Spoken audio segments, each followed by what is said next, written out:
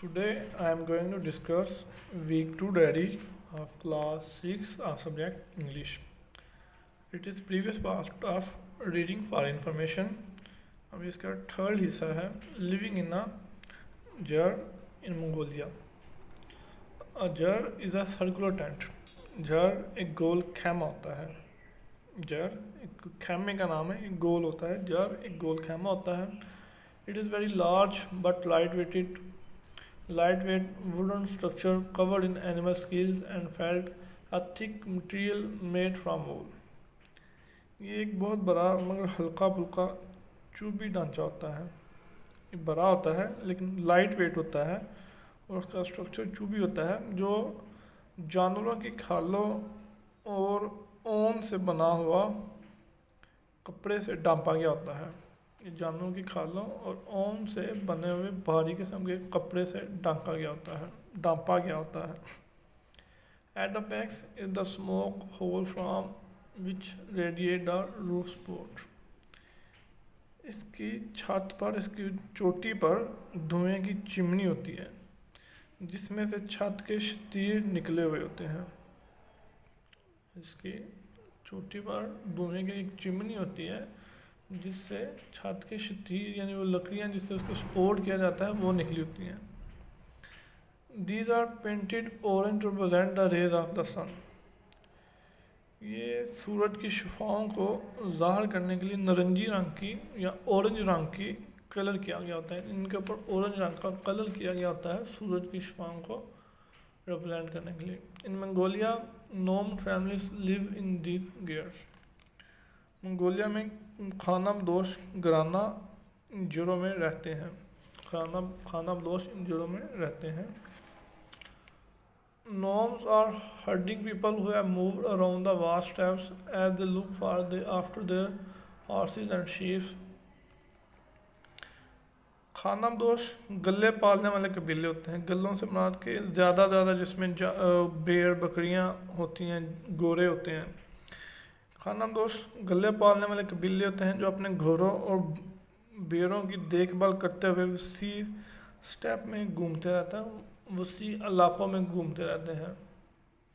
इनको अपने जानवरों और गोरों और बकरियों की देखभाल के लिए वसी इलाकों में घूमना पड़ता है. In Mongolia the people have to move around to find food for their animal because in winter large areas of their steppes are covered by snow and the animals food sources ओब्लिटरेटेड.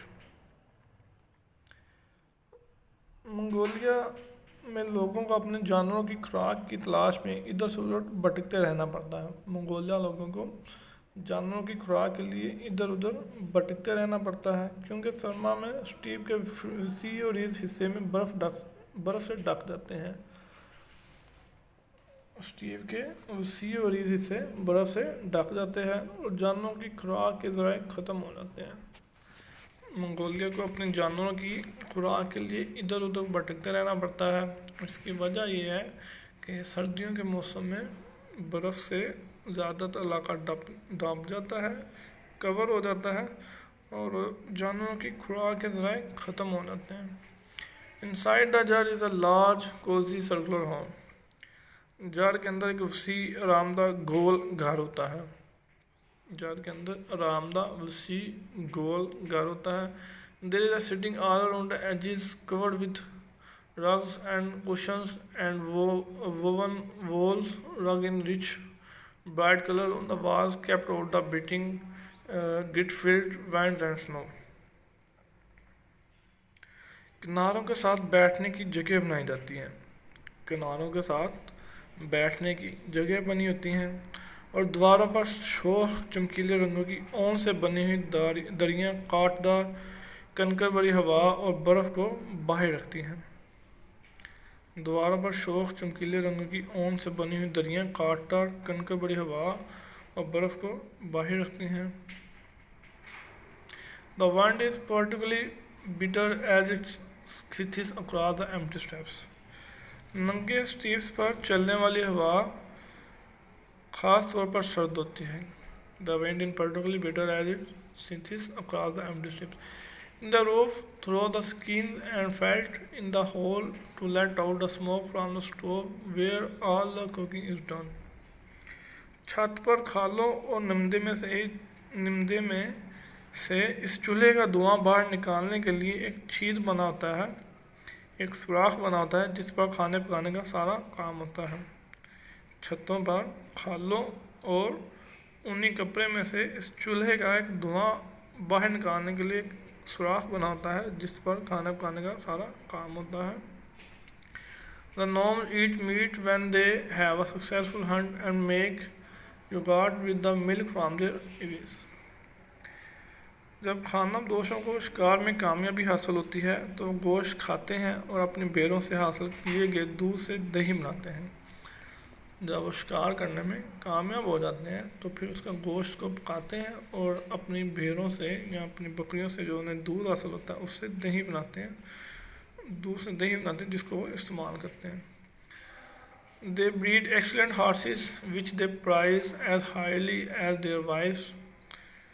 वो बड़े शानदार घोड़ों की नस्ल कुशी करते हैं जिन्हें अपनी बीवियों के बराबर मुकाम देते हैं, इज़्ज़त देते हैं, ये बीवियों के बराबर रखते हैं। वो आला किस्म के घोड़ों की नस्ल कशी करते हैं और उनकी वैल्यू उनकी बीवियों के बराबर होती है। Their skilled horsemen and little boy ride bareback at great speed from an extremely young age.